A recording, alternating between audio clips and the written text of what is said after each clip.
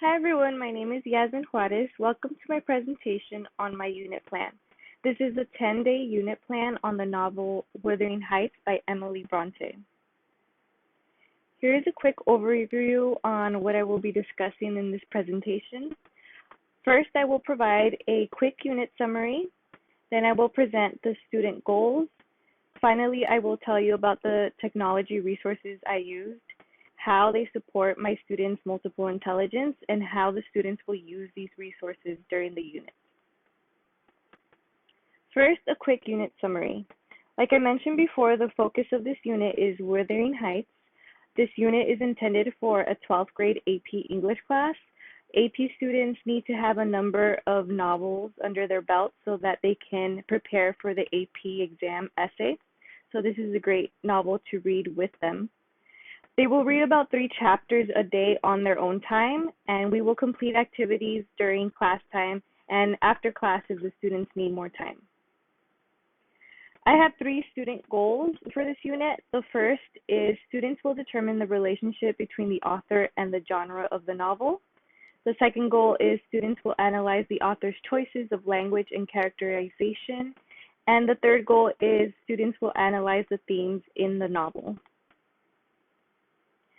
I am using a total of 10 technology resources. Here are the first 6 resources. The first one is Flipgrid, and this resource supports verbal, bodily, kinesthetic, musical, and visual, spatial, multiple intelligence. Students will use Flipgrid to create videos. They will have to record about 3 one-minute videos summarizing their collaborative discussions. They can also choose to create a 5-minute video as their final project of the unit, which has to do with the novel's theme, and all final projects, whichever resource they choose to do it in, will involve the novel's theme.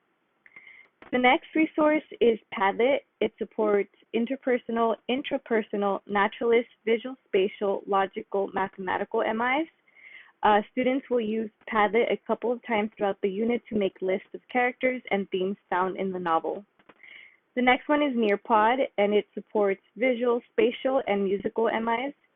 This resource will be used to show students videos about the novel's theme and symbols.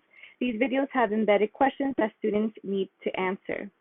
Next is Jamboard, and it supports interpersonal and visual spatial MIs.